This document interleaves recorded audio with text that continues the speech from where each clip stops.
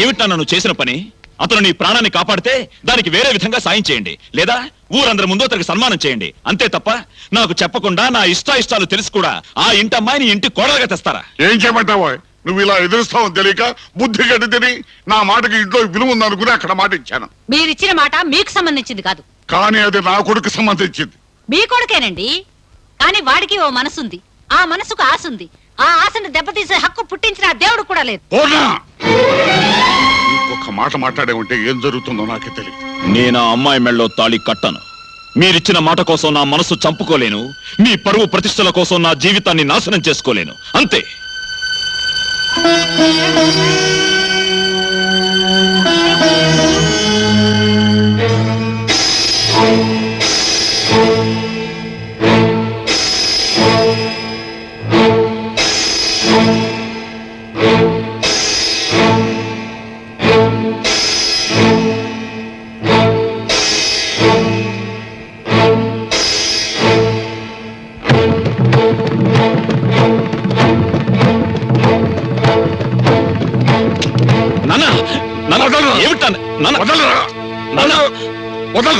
ఎందుకురా దాపావు?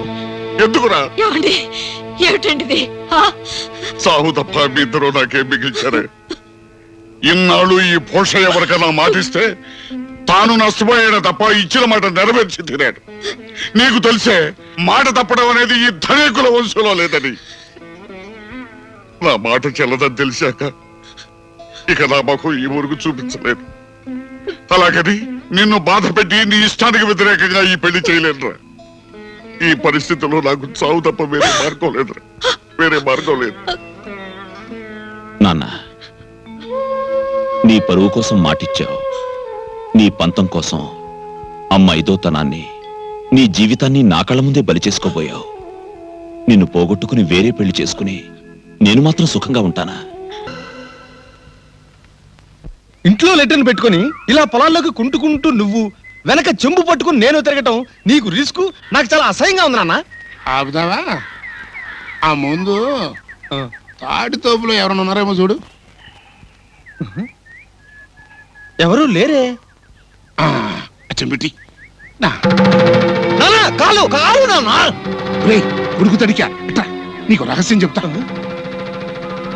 పిచ్చి సన్నాసి, ఈ కాలు చేతులు ఎరగడం ఇదంతా నిజమనుకుంటున్నావా? అదే ఒట్టి సినిమా యాక్టింగ్. యాక్టింగే లేకపోతే పట్టుకో చెప్తా. ఆ పోసయ్య గాడు ఈ ఊళ్ళో నాకు ఉప్పు నిప్పు కూడా ముట్టకూడదని పంచాయతీలో తీర్పు చెప్పి నా పరువుకే దెబ్బ కొడతాడంట్రా. ఒరే కొడుకు తడికా, ఈ బసవయ్య అంత ఎర్రి పప్ప కాదురా. అందుకే ఈ యాక్టింగ్ తడికి అడ్డేశా. దెబ్బకి బోసయ్యతో పాటు ఊళ్ళో జనం కూడా పడిపోయారు. ఇప్పుడు నా కూతురు మెళ్ళ 3 ముళ్ళు పడగానే వాళ్ళ గడపలో ఈయంకుడు హోదాలో అడుగు పెడతా, ఆ కొంపకి నిప్పెడతా, ఆ తండ్రి కొడుకులు బతుకులు బజాన పడేస్తా. ఇది ఈ బసవయ్య ప్లాన్ తరిక వెనకాల ఉన్న ఎస్తరే. అబ్బో మరువెక్కిపోయిపోయింది. చేసిన కర్మము చెడని పదార్థము చెరును. అమ్మ బసవయ్య, ఇదే నీ తడిక? దొరికావు. నీ తడికిచ్చింది పెడతా. బాబు బాబు ఆపండి, బాబు ఆపండి. ఏమిట్రా? ఆ బసవయ్య కాళ్ళు చేతులు ఎరగలేదు బాబు, అంతా నాటకం. అదను చూపిస్తాను. ఏమైనా అబ్బాయి, చాలగట్ట మీద చల్లగాలికి వెళ్తే జీవితంలో కొన్ని బరువు బాధ్యతలు దింపుకున్నంత ఆనందంగా ఉంటదిరా. ఆ బరువు నా మీద వేస్తే మోస్తాగా. మొయ్యటానికి అది పేడ తట్ట కాదు, ఇది.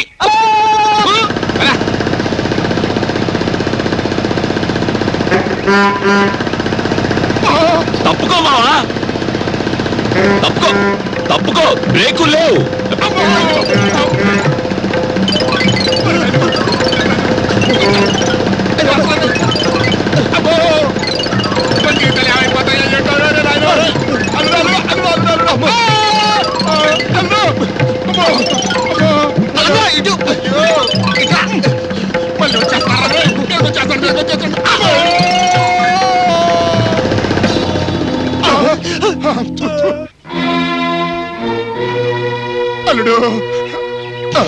నీ కూతుర్ని నాకు కట్టబెట్టడం కోసం ఇన్ని నాటకాలు ఆడతావరా?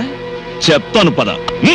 అది కాదు భూషయ్య గారు, మీరన్నట్టే అన్ని కక్షలు మర్చిపోయి ఈ పెళ్లి జరిపిద్దాం అనుకున్నాను. కానీ ఇంతలో నా కూతురికి పెళ్లి నిశ్చయమైంది. అందుకు 50,000 రూపాయలు తక్కువైంది. ఆ డబ్బు మీరు సర్దగలరా అని అడిగాను. ఇవ్వలేను అన్నాడు. మరి నన్ను ఇప్పుడు ఏం చేయమంటారు? నా కొడుకు పెళ్లి కోసం నా కూతురి జీవితాన్ని నాశనం చేయమంటారా? ప్రస్తుతం నేనున్న పరిస్థితుల్లో అంత డబ్బే లేని భూషయ్య గారు. కాదని ఈ పెళ్ళాపు చేస్తే నేను ఏ నుయ్యో గుయ్యో చూసుకోవాల్సి వస్తుంది. సుబ్బారావు, ఏమిటా మాటలు? నలుగురు ముందు నిశ్చితార్థం జరిగిన పిల్ల పెళ్ళాగిపోతే అది ఎంత దూరం దారితీస్తుందో నాకు తెలుసు. ప్రళయం రావచ్చు, ప్రపంచం తలకిందులు కావచ్చు, కానీ ఈ భోష ఇచ్చిన తీర్పులో మాత్రం మార్పు రాదు. ఆ 50,000 నేనిస్తాను. అనుకున్న ముహూర్తానికే ఈ పెళ్లి జరిగి తీరాలి.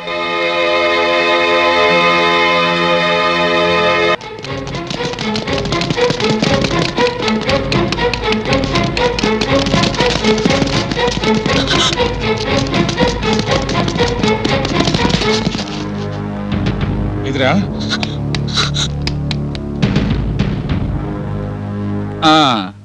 భయపడకు. ఈ ఎర్ర గోడలు, కర్ర కుర్చీలు, గాంధీ గారి ఫోటో నేను కలిపితే పోలీస్ స్టేషన్. అంటే నీలాంటి వాళ్ళకి రక్షణ కల్పించే రక్షణ నిలయం. నిన్ను కాపాడే బాధ్యత నాది. చూడు, మాకు కొన్ని పనులు చేస్తే ప్రమోషన్లు వస్తాయి, ఇంకా కొన్ని పనులు చేస్తే డబ్బులు వస్తాయి. నాకు ప్రమోషను డబ్బు కంటే ఎక్కువ ఇష్టమైంది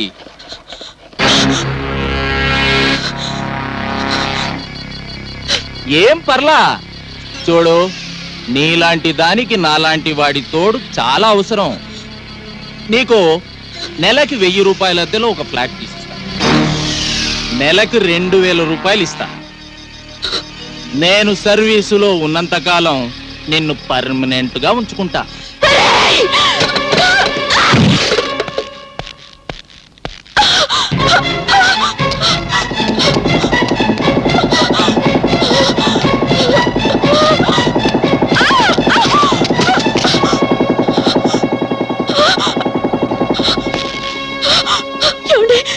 నన్ను పాడు చేయాలని చూస్తున్నాడు.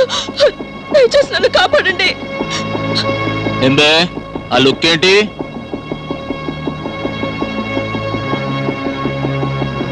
మర్యాదగా దాన్ని ఇక్కడికి పంపించి నువ్వు పో.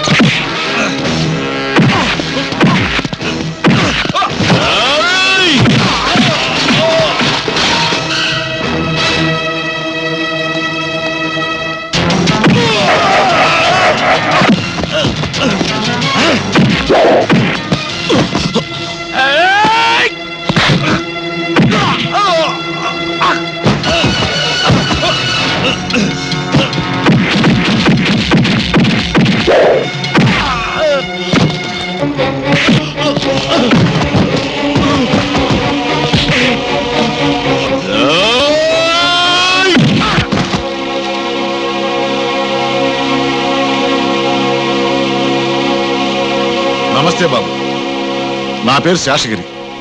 ఈ ఫోటో స్టూడియో ఓనర్ని. నువ్వు రక్షించిన అమ్మాయి మా అమ్మాయి, మా అన్నయ్య కూతురు. పేరు వైదేహి.